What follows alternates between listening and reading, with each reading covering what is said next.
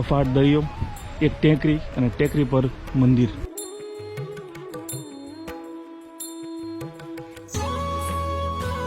દોસ્તો, આજે આપણે આવી ગયા છીએ ભાવનગરથી 70 કિલોમીટરના અંતરે અરબ સાગરના કિનારે આવેલા પ્રસિદ્ધ તીર્થધામ એવા ઊંચા કોટલાના દર્શને. તો સામે ટેકરી પર તમને જે ધજા દેખાય છે ને, તે જ છે ઊંચા કોટલાનું મંદિર. જી હા. અને નીચે છે સમુદ્ર, એટલે કે સમુદ્રથી થોડે ઉપર પર્વત જેવો એક નાનો અમથો આકાર છે અને એની ટેકરી ઉપર જ માતાજીનું મંદિર છે. તો ચાલો સૌ પ્રથમ ટેકરી પર જઈએ, મંદિરના દર્શન કરીએ, માતાજીના દર્શન કરીએ. ત્યારબાદ ફરીથી આપણે દરિયા કિનારે આવીશું અને દરિયા કિનારે જોવાલાયક ફરવાલાયક શું શું છે તે પણ જાણીશું. દોસ્તો, તો અત્યારે આપણે આવી ગયા છીએ ઊંચા કોટલા મંદિરની એકદમ પાસે. આ મંદિરમાં બિરાજમાન છે માં ચામુંડા. આ મંદિરનો વર્ષો જૂનો ઇતિહાસ છે અને માત્ર ગુજરાત જ નહીં પરંતુ રાજસ્થાન, મધ્યપ્રદેશ અને મહારાષ્ટ્રમાંથી ભાવિકો અહીંયા ઊંચા કોટલા સ્થિત માં ચામુંડાના દર્શન કરવા માટે આવે છે. તો આપણે પણ હવે મંદિરની અંદર જઈશું અને માતાજીના પાવનકારી દર્શન કરીશું. દોસ્તો, તો સામે છે માતાજીની પાવનકારી પ્રતિમા. તમે પણ તેના દર્શન કરી લો. એવું કહેવાય છે કે જો કોઈ ભક્ત સાચા દિલથી માતાજીના દર્શન કરે તો તેની તમામ મનોકામના માં ચામુંડા પૂર્ણ કરે છે.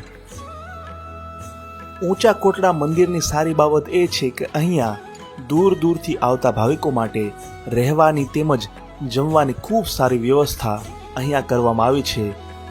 જે ભક્તની માનતા પૂર્ણ થાય છે તે અહીંયા સપરિવાર મિત્રો સાથે આવે છે અને અહીંયા લાપસી બનાવે છે, ભક્તોને વેચે છે. મંદિર તરફથી લાપસી તેમજ અન્ય પ્રસાદ બનાવવા માટેની પણ તમામ સગવડ કરવામાં આવી છે. તો માતાજીના દર્શન કર્યા બાદ આપણે હવે જઈશું દરિયા કિનારે. લોકેશન જેટલું અદ્ભુત છે ને કે કોઈને પણ અહીંયા આવવાનું મન થાય. તમે જુઓ તો ખરા, જાણે કોઈ હોલિવૂડની ફિલ્મ એવું લાગતું હોય કે દરિયો, અફાટ દરિયો, એક ટેકરી અને ટેકરી પર મંદિર. પિક્ચરનું શૂટિંગ થાય ને એવું લોકેશન છે. એવું નથી કે ખાલી માતાજીનું મંદિર જ છે. ટેકરી ઉપર તમે જુઓ ઘણા બધા ઘર પણ છે ને લોકો રહે પણ છે. તો મંદિરનું દર્શન કર્યા બાદ તમે નીચે આવી શકો છો અને નીચેના ભાગમાં પણ દરિયો જોઈ શકો છો. આ જે ટેકરી છે જેની ઉપર મંદિર છે, આ મંદિરનો પાછળનો ભાગ છે જ્યાં હું હાલમાં ઊભો છું. અહીંયા દરિયો એકદમ નજીક જ છે. તો અહીંયા પણ લોકો આવે છે. દરિયાકાંઠે હોવાના કારણે આ પર્વત જે છે એ ધીમે ધીમે ખવાતો જાય છે. તમે જો ઘણી બધી ભેખડો પણ ધસી પડેલી છે.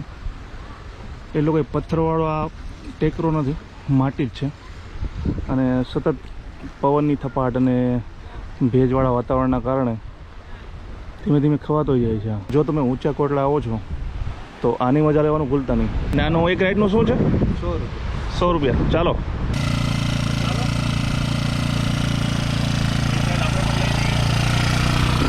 મને લાગતું તો નહીં ફાવે. આ બાજુ કર્યું, આ બાજુ બેસી અને વચ્ચે આપણે મોજે મોજ.